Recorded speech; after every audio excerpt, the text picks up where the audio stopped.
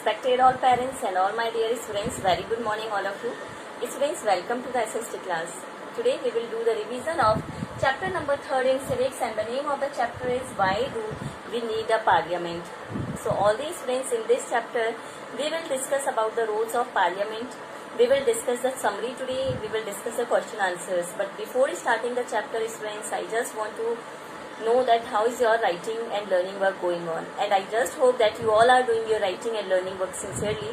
मुझे उम्मीद है बच्चों आप सभी अपना राइटिंग लर्निंग वर्क अच्छे से कर रहे होंगे. अपने डाउट्स को अपने सब्जेक्ट टीचर्स के साथ कंसल्ट करिए, और कहीं पर कोई भी दिक्कत होती है, कोई भी प्रॉब्लम होती है, तो बच्चों उस प्रॉब्लम को आपको शेयर करना है अपने टीचर्स के साथ. आप कोई भी काम करिए लेकिन उसे मन लगाकर करिए, हार्ड वर्क के साथ करिए, और हार्ड वर्क और सच्चे मन से किया गया काम जो भी होता है उसमें सक्सेस भी मिलती है और हमें उस काम को करने में इंटरेस्ट भी आता है. तो बच्चों, you have to focus on your goals, not on obstacles. हमें गोल पर, अपने सक्सेस पर फोकस करना है. जो कठिनाइयां आएंगी, जो परेशानियां आती हैं, उस पर फोकस नहीं करना है, क्योंकि वो तो पार हो जाएंगी. परेशानियों को पार करने के लिए, कठिनाइयों को पार करने के लिए केवल थोड़ी सी मेहनत की जरूरत होती है, और एक बार वो पार हो गई तो सक्सेस भी जरूर मिलेगी.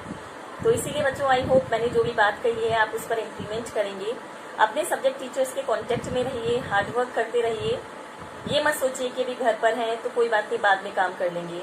बच्चों, बाद में किया गया कोई भी काम वो फिर हमेशा आगे ही ऐसे ही बढ़ता जाता है, क्योंकि फिर उस काम को करने में उतना इंटरेस्ट नहीं आएगा. किसी भी काम को करना है तो कल का वेट मत करिए, आज और अभी से शुरुआत करिए. ठीक है बच्चों, और मुझे उम्मीद है कि आप ऐसा ही कर रहे हैं, मेहनत कर रहे हैं, और जो भी वर्क, जो भी वीडियोस भेजे जा रहे हैं उसे पूरे मन से देख रहे हैं. So all the students, now let's come to the topic. देखिए बच्चों, पार्लियामेंट के बारे में हम इस चैप्टर में पढ़ेंगे. पार्लियामेंट, तो पार्लियामेंट के स्ट्रक्चर को जानने से पहले कि पार्लियामेंट होता क्या है, पहले हम जान लेते हैं जो कि चैप्टर की हेडिंग है, why do we need a parliament, कि हमें पार्लियामेंट की जरूरत क्यों होती है. देखो, पार्लियामेंट को हिंदी में कहते हैं संसद. चैप्टर नंबर 1 में हमने इंडियन कॉन्स्टिट्यूशन के बारे में पढ़ा था, भारतीय संविधान, जो कि एक रिटन डॉक्यूमेंट होता है, जिसमें क्या होते हैं, जिसमें कुछ रूल्स एंड रेगुलेशंस होते हैं ताकि देश में शांति व्यवस्था बनी रहे. सेकंड चैप्टर में हमने पढ़ा था, किस बारे में पढ़ा था, हमने सेक्युलरिज्म के बारे में पढ़ा था. और थर्ड चैप्टर में हम पढ़ेंगे पार्लियामेंट के बारे में, कि ऐसी क्या नीड है कि किसी भी देश में पार्लियामेंट की जरूरत होती है. तो बच्चों देखो, एक डेमोक्रेटिक कंट्री में पार्लियामेंट का बहुत इंपॉर्टेंट रोल होता है, क्योंकि जो पार्लियामेंट के मेंबर्स होते हैं वो जनता द्वारा ही इलेक्टेड होते हैं. जो लोग हैं वही उन्हें चुनते हैं. तो एक तरह से पार्लियामेंट के जो भी मेंबर्स हैं वो जनता को ही रिप्रेजेंट करते हैं. पार्लियामेंट जो है वो कॉमन पीपल को और देश को रिप्रेजेंट करती है. इसके अंतर्गत जो भी डिसीजंस लिए जाते हैं उसमें कॉमन पीपल के इंटरेस्ट को भी ध्यान में रखा जाता है, कि कहीं कोई ऐसा नियम या ऐसा कानून तो नहीं है जिससे जो भी लोग हैं, कोई कम्युनिटी है, उनकी भावनाओं को किसी भी तरह से हर्ट हो. तो बच्चों देखो, पार्लियामेंट जो है वो लोगों की जो भी कॉमन पीपल हैं उनकी इंटरेस्ट को, उनकी भावनाओं को ध्यान में रखती है. और पार्लियामेंट किसी भी देश में इसलिए जरूरी होती है क्योंकि ये देश को और वहाँ के लोगों को रिप्रेजेंट करती है. और क्योंकि भारत में जो पार्लियामेंट के जितने भी मेंबर हैं उन्हें जनता इलेक्ट करती है, जो लोग हैं वो ही इलेक्ट करते हैं. तो एक तरह से यहाँ के जो भी सदस्य होते हैं, इसके जो भी मेंबर हैं, वो यहाँ की लोगों को उनके डिसीजंस को रिप्रेजेंट करती है. तो बच्चों, आप लोगों ने भी देखा होगा, पार्लियामेंट में जब भी कोई डिसीजंस लिया जाता है, कोई भी डिसीजन लिया जाएगा तो उसमें वाद विवाद होता है. और वो वाद विवाद क्यों होता है? वो वाद विवाद ये होता है ताकि उसमें जो भी डिसीजन है उसे इम्प्लीमेंट करने से पहले इस बात को ध्यान में रखा जाए कि ये जो भी डिसीजन है क्या वो सच में जनता के हित के लिए है, क्या वो सच में जनता के वेलफेयर के लिए है, या कहीं पर कोई भी डिसीजन ऐसा तो नहीं है जिससे किसी भी कम्युनिटी को या किसी भी धर्म की भावनाओं को हर्ट हो. तो इन्हीं सब बातों पर विचार करते हुए हर एक डिसीजंस लिए जाते हैं. कंट्री को रिप्रेजेंट करती है, देश की जनता को रिप्रेजेंट करती है पार्लियामेंट. अब देखिए, पार्लियामेंट में क्या क्या इंक्लूड है, कौन कौन इंक्लूड होता है पार्लियामेंट में. तो देखो बच्चों, पार्लियामेंट में इंक्लूडेड है लोकसभा, राज्यसभा और प्रेसिडेंट. पार्लियामेंट में लोकसभा, राज्यसभा और प्रेसिडेंट इंक्लूडेड हैं. ये तीनों मिलकर ही क्या बनाते हैं, इन तीनों से ही बनती है पार्लियामेंट. तो बच्चों देखो, सबसे पहले आइए लोकसभा को विस्तार से जानते हैं। देखिए सबसे पहले है लोकसभा। लोकसभा को बच्चों हम लोग क्या कहते हैं, लोकसभा को लोअर हाउस भी कहा जाता है। लोअर हाउस का मतलब क्या होता है, निचला सदन। लोकसभा को लोअर हाउस भी कहते हैं। लोअर हाउस का मतलब होता है निचला सदन। इसमें कितने सदस्य होते हैं, इसके अंतर्गत 545 मेंबर्स होते हैं। 545 टोटल मेंबर्स हैं और इन टोटल मेंबर्स में से जो 2 सदस्य हैं, 545 में से जो 2 सदस्य हैं वो एंग्लो इंडियन होते हैं।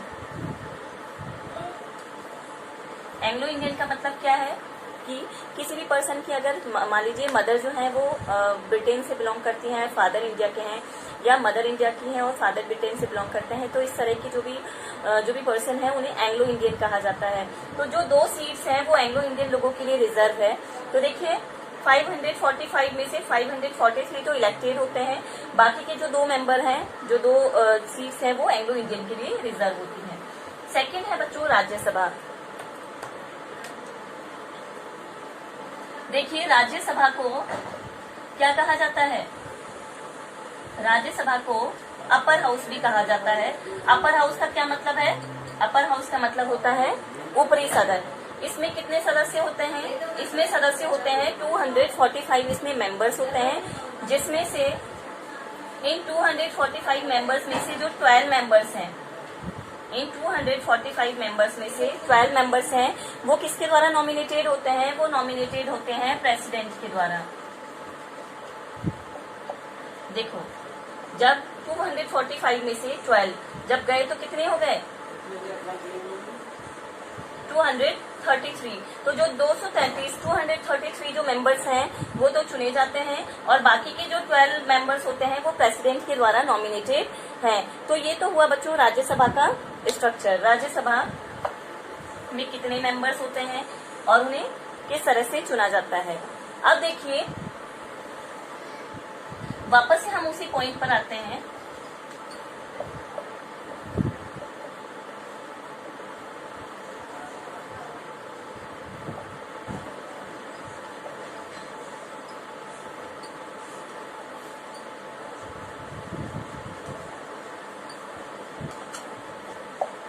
देखिए बच्चों कोई भी जब भी कोई बिल पास होता है तो लोकसभा और राज्यसभा में पहले उस बिल को लेकर डिस्कशन होता है और जब दोनों की ही अनुमति मिल जाती है, जब दोनों ही उस बिल पर एग्री हो जाते हैं, उसके बाद वो जो बिल है वो प्रेसिडेंट के पास आता है और जब उसे प्रेसिडेंट की भी अनुमति मिल जाती है उसके बाद जो बिल है वो कानून बन जाता है। तो इस तरह से बच्चों कोई भी कानून जब भी कोई कानून बनता है, कोई भी बिल जब कानून का कानून का रूप लेता है तो इसके पहले उसे राज्यसभा, लोकसभा और पार्लियामेंट तीनों की ही मंजूरी की जरूरत होती है। तीनों ही इस बात पर विचार करते हैं कि जो भी बिल पास हो रहा है, जो भी कानून बनाया जा रहा है, क्या वो सच में जनता के हित के लिए है या कोई भी कानून ऐसा तो नहीं है जिससे पर्टिकुलर किसी भी कम्युनिटी या किसी भी धर्म को आघात हो। तो इस तरह से बच्चों देखिए पार्लियामेंट जो है वो इसमें जो भी सरकार होती है, जो भी मेंबर्स होते हैं वो देश की जनता के जो भी डिसीजंस हैं उनके इंटरेस्ट को रिप्रेजेंट करते हैं। जो भी नियम बनाए जाते हैं वो यहाँ के लोगों की जनता को ध्यान में रखकर बनाए जाते हैं। तो बच्चों ये तो हुई समरी इस चैप्टर की। अब हम क्वेश्चन आंसर्स को डिस्कस करेंगे। आप लोग को एक एक आंसर को ध्यान से देखना है। सभी आंसर्स को ध्यान से देखिए और क्वेश्चन आंसर्स को डिस्कस करके हम इस चैप्टर को थोड़ा सा और विस्तार से जानेंगे। We will discuss the question answers of chapter number 3 in civics. Question number 4 start with the coming of independence we are going to be citizens of a free country, यानी स्वतंत्रता प्राप्ति के बाद हम एक फ्री कंट्री के नागरिक बन गए। What did this mean for India? तो इसका मतलब क्या है, इंडिया के रेफरेंस में इस सेंटेंस का क्या मतलब है। तो देखिए with the coming of independence यानी स्वतंत्रता प्राप्ति के समय we were going to be citizens of a free country, यानी हम फ्री कंट्री यानी मुक्त देश के एक फ्री कंट्री के नागरिक हो रहे हैं या होने वाले हैं। This did not mean that the government could do what it felt like. इसका मतलब था कि गवर्नमेंट अब वो नहीं कर सकती थी जो ये फील करती।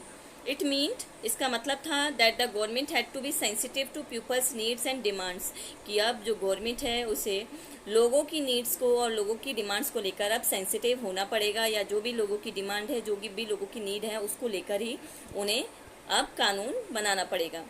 क्वेश्चन नंबर सेकंड है describe the 3 categories of ministers that assist the prime minister. तो हमें मिनिस्टर की 3 ऐसी कैटेगरीज बतानी है जो कि प्राइम मिनिस्टर को असिस्ट करती है। तो देखिए प्राइम मिनिस्टर को असिस्ट करने वाले 3 मिनिस्टर्स की कैटेगरीज कौन कौन सी है।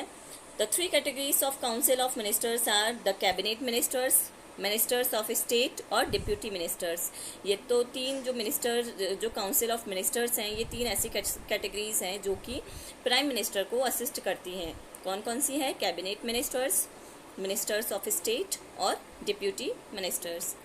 क्वेश्चन नंबर 3 है what does the Indian parliament comprise. देखिए इंडियन पार्लियामेंट में क्या क्या इंक्लूडेड है। The Indian parliament comprises of the president and the 2 houses Rajya Sabha and Lok Sabha. तो देखिए इंडियन पार्लियामेंट में कौन कौन कंप्राइजेज हैं? प्रेसिडेंट, राज्यसभा और लोकसभा। क्वेश्चन नंबर 4 है बच्चों Why do you think our national movement supported the idea that all adults have a right to vote?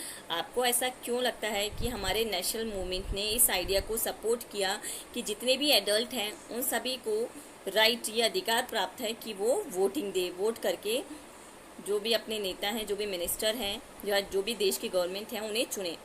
तो आंसर है the reason to think our national movement supported the idea that all adults have a right to vote is to live in a country govern by the leaders who are sensitive to people's needs and demands. तो देखिए the reason to think our national movement supported the idea. तो national movement the reason to think यानी जो कारण है ये सोचने का कि हमारा जो नेशनल मूवमेंट है वो सपोर्ट करता है, इस आइडिया को सपोर्ट करता है कि जितने भी एडल्ट्स हैं सभी को वोट देने का इक्वल राइट है। और वो ये है is to live in a country कि एक ऐसे देश का निवासी होना या एक ऐसे देश में रहना जहाँ पर गवर्न बाय द लीडर्स, जहाँ पर जो भी लीडर्स शासन करते हैं तो वो सभी leaders who are sensitive to people's needs and demands. जो सभी लीडर्स हैं जो भी शासन कर रहे हैं वो लोगों की नीड्स और डिमांड्स को लेकर सेंसिटिव हैं। क्वेश्चन नंबर 5 है the opposition parties play no role in the functioning of a government. तो जो अपोजिशन पार्टी है क्या वो गवर्नमेंट की फंक्शनिंग में कोई रोल प्ले नहीं करती है? तो ये स्टेटमेंट ट्रू है या फॉल्स है वो हमें बताना है। तो देखिए ये स्टेटमेंट बिल्कुल फॉल्स है क्योंकि किसी भी पार्टी में जो अपोजिशन पार्टी है, सरकार में, गवर्नमेंट में जो अपोजिशन पार्टी है वो भी इम्पोर्टेंट रोल प्ले करती है। The role of opposition party in India is as important as that of the ruling party. यानी रूलिंग पार्टी की ही तरह जो अपोजिशन पार्टी है वो भी उतना ही इम्पोर्टेंट रोल प्ले करती है। क्वेश्चन नंबर 6 है how is a government formed in a democracy. एक डेमोक्रेसी में गवर्नमेंट किस तरह से फॉर्म होती है, किस तरह से गवर्नमेंट बनती है, सरकार कैसे बनती है एक डेमोक्रेसी में। देखिए in a democracy the government is formed after elections. एक लोकतांत्रिक देश में सरकार इलेक्शंस के बाद बनती है।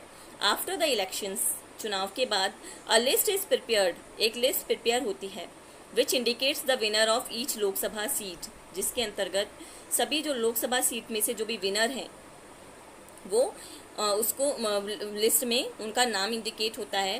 These winners become the member of parliament MPs. और ये जो भी जो विनर्स हैं वो मेंबर ऑफ पार्लियामेंट या एमपी बनते हैं। The political party with the majority of these MPs forms the government. और जो मेजोरिटी की जो पॉलिटिकल पार्टी है यानी जिस पार्टी को सबसे ज़्यादा वोट मिले हैं उसी पार्टी की सरकार बनती है। तो बच्चों इस तरह से हमने इस चैप्टर के क्वेश्चन आंसर्स को भी डिस्कस किया, समरी को भी डिस्कस किया है। आपको क्वेश्चन आंसर्स को ध्यान से देखना है, इस चैप्टर की समरी को ध्यान से देखना है।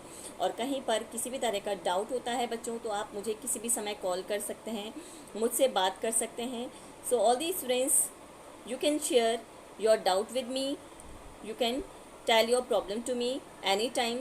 So till then all is friends, keep learning, stay home, stay safe, take care all, and thank you for watching this video.